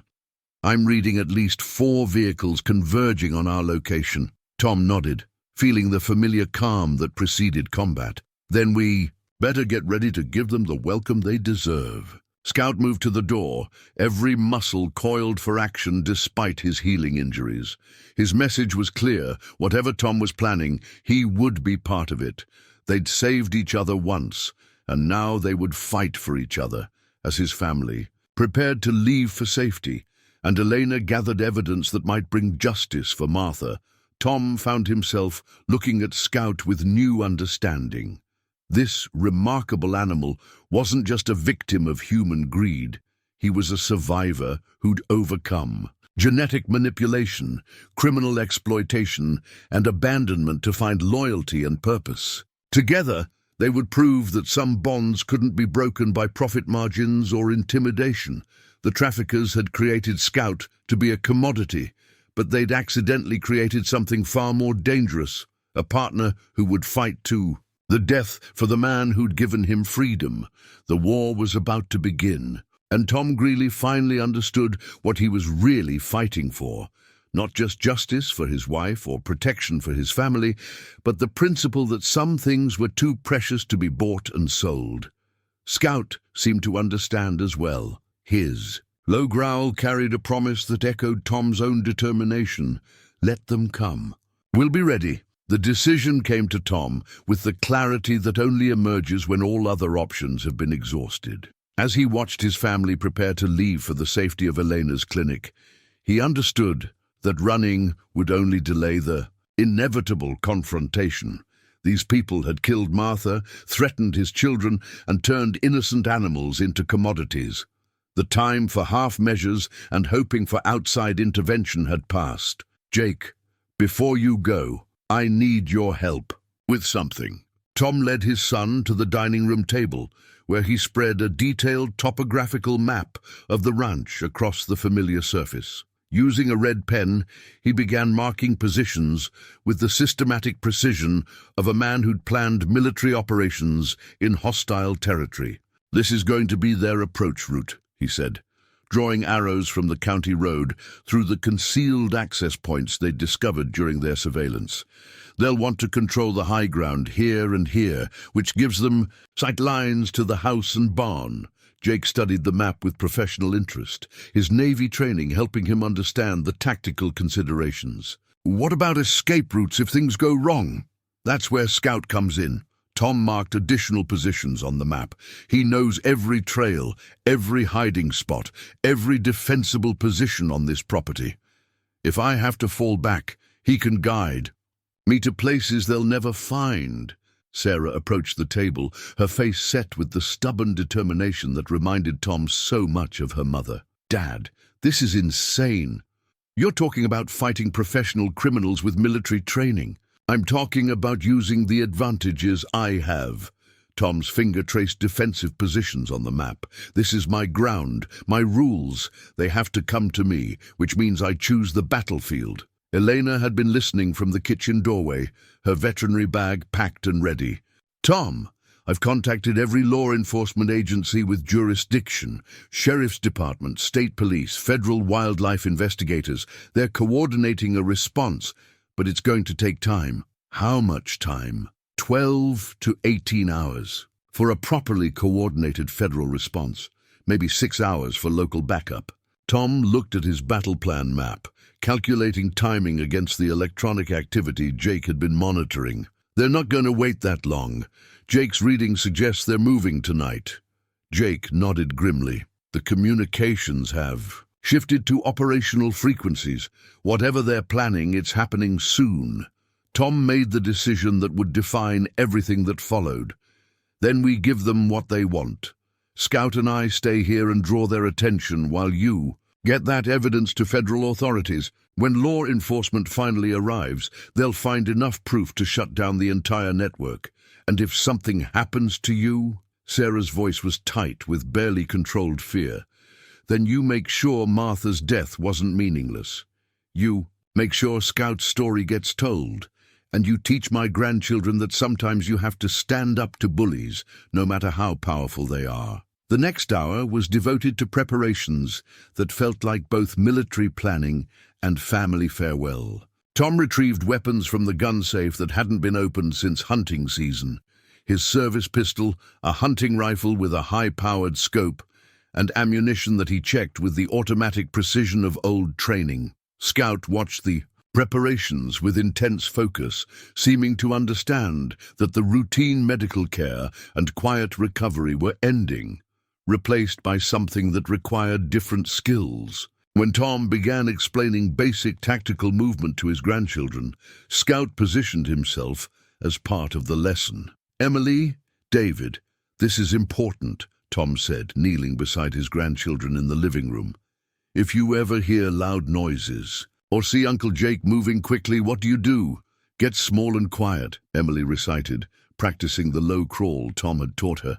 "Find the safe place," David added, pointing to the reinforced closet Tom had designated as their emergency shelter. "And stay there until someone we trust comes to get you," they finished together.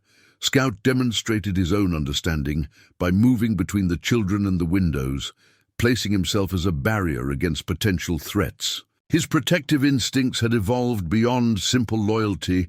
He was now actively anticipating danger and positioning himself to intercept it. Tom spent time working with Scout on hand signals and movement commands, building on the intelligence that breeding had enhanced, but experience was sharpening. The pup learned to distinguish between patrol signals and combat commands, understanding when to scout ahead and when to remain in protective position.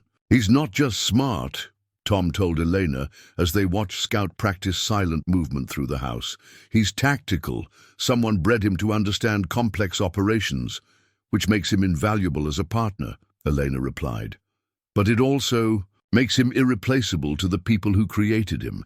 They're not just coming for property, they're coming for a prototype that represents years of research." As afternoon turned to evening, Jake's electronic monitoring confirmed Tom's worst fears. "Dad, I'm reading coordinated movement from 4 different sources. They're staging for a major operation." "How major?" Jake showed him the tablet displaying signal patterns and frequency analysis, based on the communication volume and coordination. "Complexity, I'd estimate at least 12 people, multiple vehicles, and professional-grade equipment.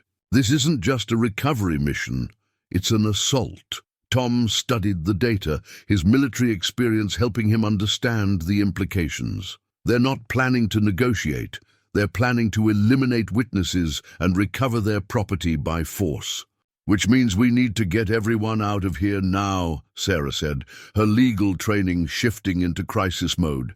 But Tom was already shaking his head. "If we all leave, they'll burn down the house, destroy any evidence we haven't yet documented, and disappear. By the time federal agents arrive, there won't be anything left to investigate. And if you stay, they'll kill you."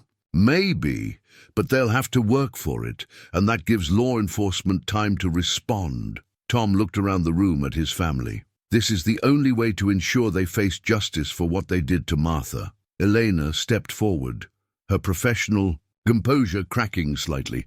"Tom, there has to be another option.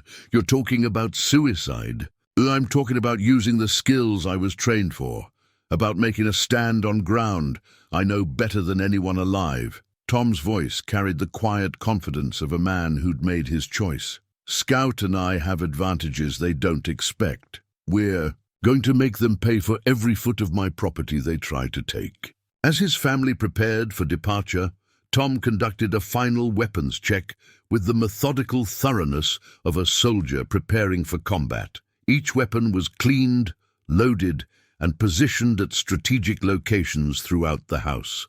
Ammunition was distributed to ensure he could maintain resistance even if forced to move between positions.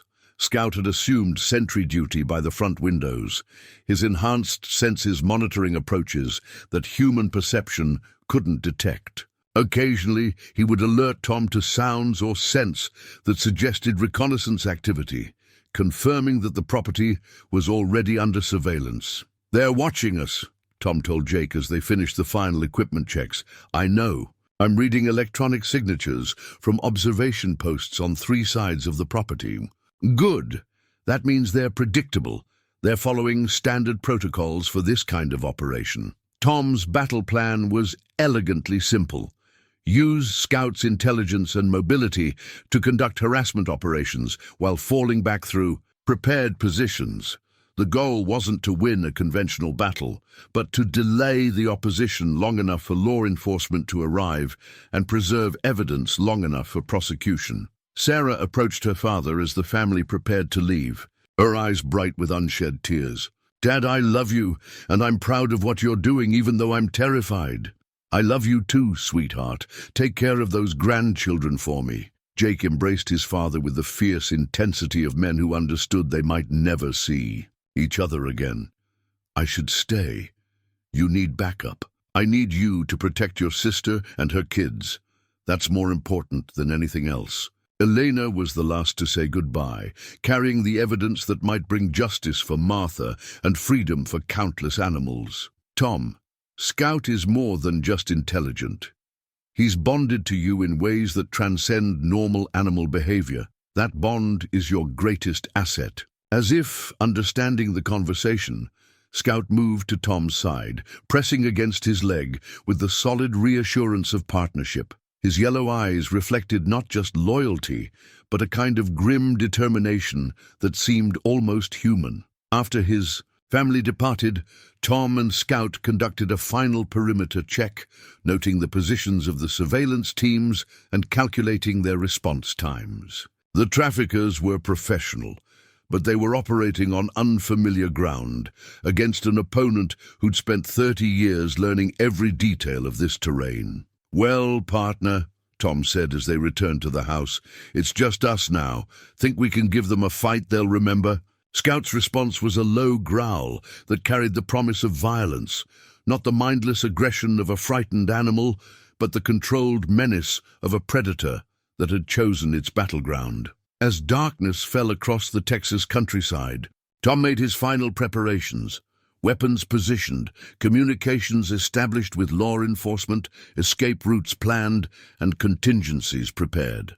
Scout had taken position by the window where he could monitor the primary approach route, his entire body radiating the focused attention of a sentry on watch. The electronic signals Jake had been monitoring suddenly went quiet, the pause that preceded coordinated action. Tom checked his weapons one final time, ensuring each was ready for immediate use. In the distance, the sound of approaching vehicles carried across the still night air, multiple engines moving without headlights, following the concealed routes that Scout had helped map during their reconnaissance missions. Tom looked down at his unlikely partner, whose intelligent eyes reflected starlight and determination. "Ready?" Scout's tail gave a single controlled wag, not excitement, but acknowledgement. Whatever happened next, they would face it together. The war had come to the Greeley ranch, and Tom felt more alive than he had since Martha's death. For the first time in 3 years, he had something worth fighting for, and someone worth fighting beside. Let them come. They came at 2:17 a.m., just as Tom had predicted they would, during the darkest hours when most people slept deepest and emergency response. Time stretched longest. Scout's ears had been twitching for 20 minutes, picking up sounds beyond human perception, when the first vehicles finally became audible to Tom's trained hearing. 4 trucks approached through the concealed routes, their engines muffled, but still detectable to someone who knew how to listen. Tom adjusted his night vision goggles and activated the military-grade radio communications device he'd retrieved from his old equipment cache, the same model he'd used to coordinate operations in Afghanistan, modified to work with civilian law enforcement frequencies. "Alpha Base, this is Greeley Ranch," he whispered into the headset. "Package delivery is commencing. 4 vehicles, estimated 12 to 15 personnel." Sheriff Martinez's voice crackled back through the encrypted channel. "Copy, Greeley Ranch. Units are positioned but maintaining distance per your request. You sure about this approach?" "Roger. These people need to commit to their operation before we spring the trap. Otherwise, they'll scatter and we'll lose the evidence." Scout moved silently to Tom's side, his body language indicating maximum alertness. The pup's enhanced senses were tracking multiple threats simultaneously, a living early warning system that provided intelligence no technology could match. Tom had positioned himself in the barn loft where he could observe the primary approach routes while remaining concealed. Scout's job was to monitor the house and alert Tom to any attempts at flanking or infiltration. They'd rehearsed the procedures during the afternoon, and Scout had demonstrated an understanding of tactical movement that would have impressed military working dog handlers. The first truck stopped at the tree line, disgorging 4 men who moved. With professional discipline, Tom recognized the older trafficker who'd threatened his family, now directing the operation with hand signals that indicated military or law enforcement training. These weren't casual criminals. They were professionals conducting a systematic assault, Through his night vision scope, Tom watched the team establish a perimeter around the house, while two additional trucks positioned themselves to block potential escape routes. The fourth vehicle remained hidden near the county road, probably serving as command post and extraction point.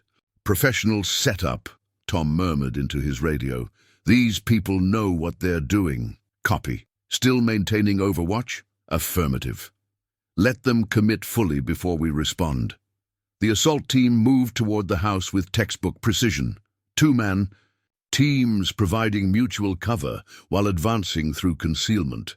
Tom had anticipated this approach, which was why he'd left lights on in the kitchen and positioned decoy targets to suggest normal occupancy. Scout had gone absolutely still, his yellow eyes tracking movement that Tom couldn't yet see. Suddenly, the pup's head turned toward the east side of the property, and Tom understood the message. Additional threats approaching from an unexpected direction. Alpha Base, possible additional contacts from the east. Scouts detecting movement beyond my visual range. Copy. We have thermal imaging showing two additional personnel moving through the tree line approximately 300 meters from your position. The revelation confirmed Tom's suspicions about the sophistication of this operation. They weren't just attempting to recover Scout, they were conducting a coordinated assault designed to eliminate witnesses and destroy evidence. Tom activated the motion sensor lights he'd positioned around the property, suddenly illuminating the assault team in harsh white light. The tactical advantage of darkness disappeared instantly, leaving the attackers exposed and confused. "Now," Tom commanded into his radio. Sheriff's Department vehicles converged from three directions simultaneously, their spotlights creating a web of illumination that trapped the traffickers in overlapping fields of fire. The coordination was flawless. Months of planning condensed into 30 seconds of perfectly executed law enforcement response. Most of the assault team surrendered immediately when faced with overwhelming odds, but the older trafficker and two companions made a desperate run toward the house where they believed Scout was hidden. This was the scenario Tom had prepared for, the moment when negotiation ended and violence became inevitable. Scout erupted from concealment with the explosive speed of his wolf heritage, intercepting the lead attacker before the man could reach the porch. The impact sent both figures tumbling, but Scout recovered instantly while the trafficker struggled to regain his footing. "Federal agents, drop your weapons!" The voice belonged to Agent Rebecca Torres from U.S. Fish and Wildlife Service, Elena's contact, who had coordinated the multi-agency response. The older trafficker ignored the commands, raising his weapon toward Tom's position in the barn loft. Scout's response was immediate and devastating, a leap that covered 15 feet in a single bound, striking the gunman with enough force to shatter his aim and send the weapon spinning into darkness. Tom dropped from the loft using a rope he'd positioned for quick deployment, landing behind cover as the remaining traffickers realized their situation had become hopeless. The combination of law enforcement response and Scout's protective intervention had transformed their planned assault into a tactical disaster. "This is Tom Greeley," he announced over his radio. "Primary threats neutralized. Scout is securing the area." Agent Torres approached the barn with her weapon drawn, but pointed safely downward. "Mr. Greeley, we need you and Scout to stand down so we can process the scene." Tom emerged from cover with his hands visible, Scout moving to his side. With the disciplined precision of a military working dog, the pup showed no aggression toward law enforcement, but his attention remained focused on the captured traffickers. "Outstanding work," Sheriff Martinez said, surveying the scene. "Your intelligence was perfect. We've got the entire operational team plus enough evidence to prosecute the whole network." The arrested traffickers were processed with the efficiency of law enforcement officers who understood the significance of this bust. Vehicle searches revealed crates designed for animal transport, veterinary supplies for maintaining specimens during transit, and most importantly, documentation that linked this operation to trafficking networks across multiple states. Jake's voice crackled through Tom's radio headset. "Dad, we're monitoring law enforcement frequencies from town. Sounds like you got them all." "Affirmative." Scout performed perfectly. "How are Sarah and the kids?" "Safe and proud. Sarah wants to know if you're injured." Tom looked down at Scout, whose tail was wagging with the satisfaction of a job well done. "Tell her we're both fine. Mission accomplished." Agent Torres examined the evidence they'd recovered, her expression reflecting professional satisfaction mixed with personal gratitude. "Mr. Greeley, this operation will shut down trafficking networks that have been operating for years. The documentation we've seized will lead to prosecutions across multiple jurisdictions, and the animals they've been exploiting will be relocated to proper sanctuaries where they can live without being commodities." Torres looked at Scout with new understanding. "Including your partner there, though I suspect he's found the sanctuary he was looking for." Tom knelt beside Scout, stroking the pup's thick fur while law enforcement officers secured the crime. The scene around them. "No, he's home. We both are." The older trafficker was loaded into a police vehicle, his professional composure finally cracking as he realized the scope of his legal troubles. Before the door closed, he looked back at Tom with undisguised hatred. "This isn't over, old man." Scout's response was a low growl that carried unmistakable menace. The message was clear. Anyone who threatened Tom would have to go through him first, and that was a fight they would lose. As dawn approached and the last of the evidence was catalogued, Tom understood that they'd accomplished something more significant than just stopping one trafficking operation. They'd proven that justice was still possible when ordinary people refused to accept criminal exploitation of the innocent. Scout pressed against his leg, offering the quiet companionship that had transformed both their lives. Together, they'd fought for Martha's memory, for the freedom of countless animals, and for the principle that some things were worth any risk. The trap had worked perfectly, but more importantly, they'd discovered that healing was possible even after terrible loss.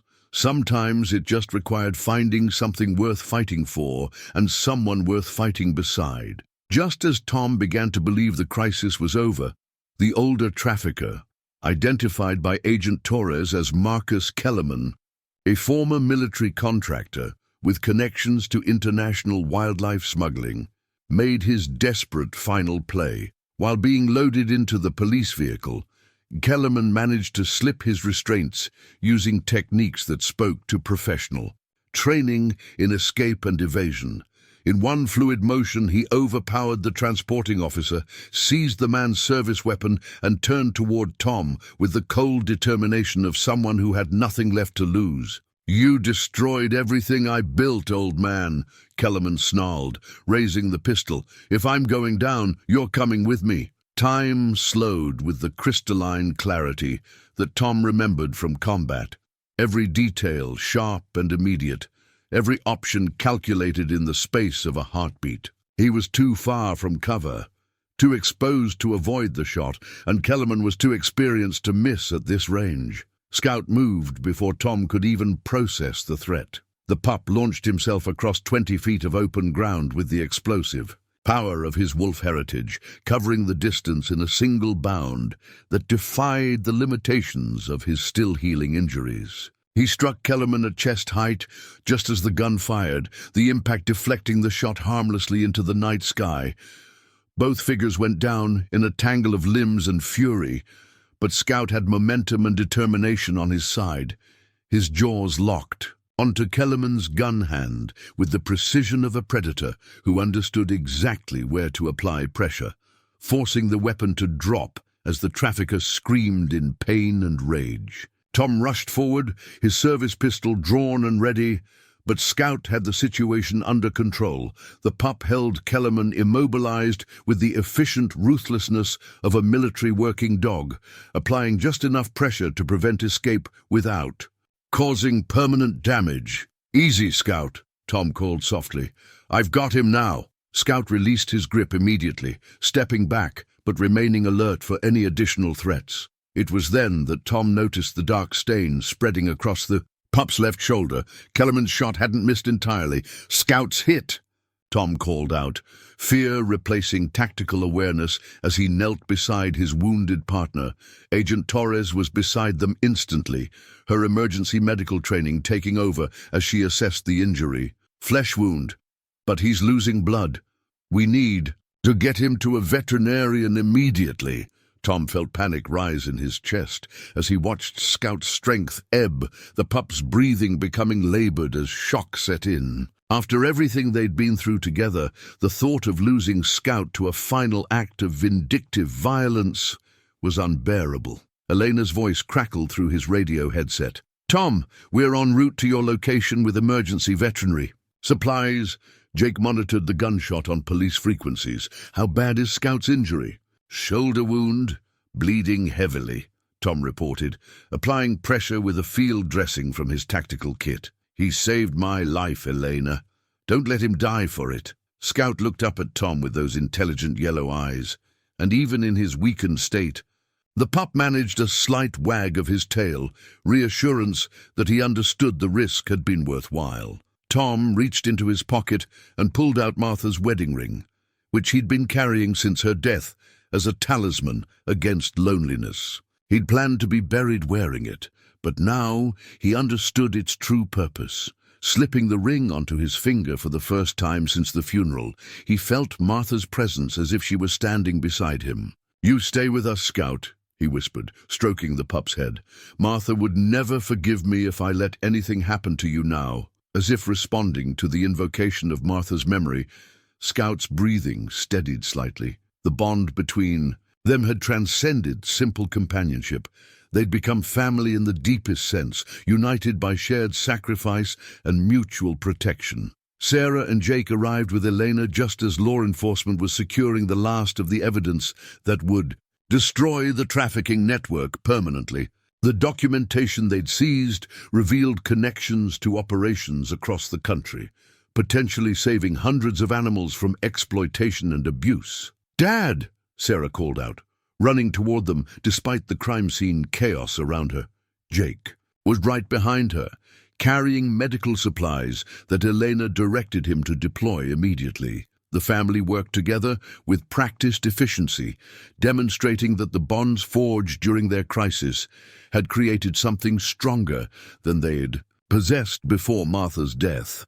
Elena's examination revealed that while Scout's injury was serious, it was far from fatal. The bullet passed through muscle tissue without hitting bone or major blood vessels, she reported. He'll need surgery and extended recovery, but he's going to be fine. Tom felt relief wash over him like physical warmth. You hear that, Scout? You're going to be okay. Scout's tail wagged weakly in response, and Tom could swear he saw understanding in those remarkable eyes. Not just animal comprehension, but genuine awareness of what they'd accomplished together. Agent Torres approached, with the final tally of their success. Mr. Greeley, we've arrested 17 people directly involved in this operation. Plus, we have evidence linking them to trafficking networks in 8 states. This bust is going to shut down operations that have been exploiting wildlife for decades. And Scout will be credited as a law enforcement asset whose intelligence made this operation possible. There's paperwork involved, but he's legally yours now. No one can ever take him away again. Sheriff Martinez surveyed the scene with professional satisfaction. Tom, I've been in law enforcement for 25 years, and I've never seen civilian cooperation this effective. You and Scout make one hell of a team. As Elena supervised Scout's transfer to her clinic for emergency surgery, Tom found himself looking across his property with new eyes. The ranch that had felt like a monument to loss and isolation was now the site of victory over organized criminal exploitation. Martha's memory had been honored, innocent animals would be saved, and his family had been reunited through shared purpose. Kellerman was loaded into a federal transport vehicle, his dreams of criminal empire reduced to charges that would ensure he spent the rest of his life in prison. Before the doors closed, he looked at Tom one final time. You got lucky, old man. Tom adjusted Martha's wedding ring on his finger, feeling the weight of love that transcended death. No, I got family. There's a difference. As dawn broke over the Texas countryside, painting the sky in the colors Martha had always called God's promise of new beginnings, Tom understood that he'd found something he'd thought was lost forever.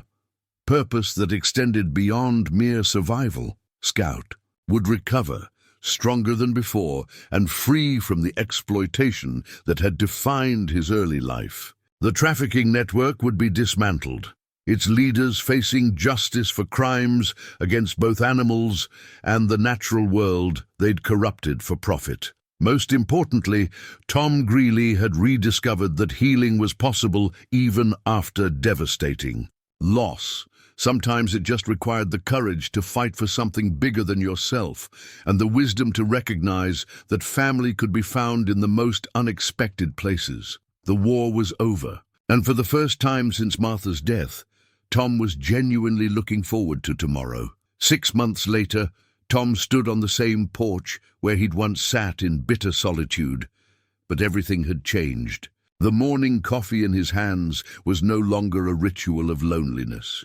It was preparation for a day filled with purpose and surrounded by the family he'd thought was lost forever. Scout emerged from the house, moving with the confident grace of complete recovery. The shoulder injury had healed without complications, leaving only a small scar beneath his thick fur as a reminder of the night he'd saved Tom's life. The pup had grown into his full size during the intervening months, now standing nearly 30 inches at the shoulder with the dignified bearing of a mature wolf dog, whose intelligence had been liberated from exploitation and allowed to flourish in freedom. "Morning, partner," Tom said, scratching behind Scout's ears, in the ritual that had begun every day since their first week together. "Ready for another busy one?" Scout's response was the same tail wag and alert expression that meant yes, he was ready for whatever the day might bring. Their communication had evolved beyond words into the kind of understanding that developed between partners who'd faced danger together and chosen to build something better from their shared survival. The ranch itself bore evidence of transformation that went far beyond cosmetic improvements. Under Elena's guidance, and with funding from wildlife conservation grants, Tom's property had become the Greeley Wildlife Sanctuary, a legitimate refuge for animals rescued from illegal trafficking. Operations across the Southwest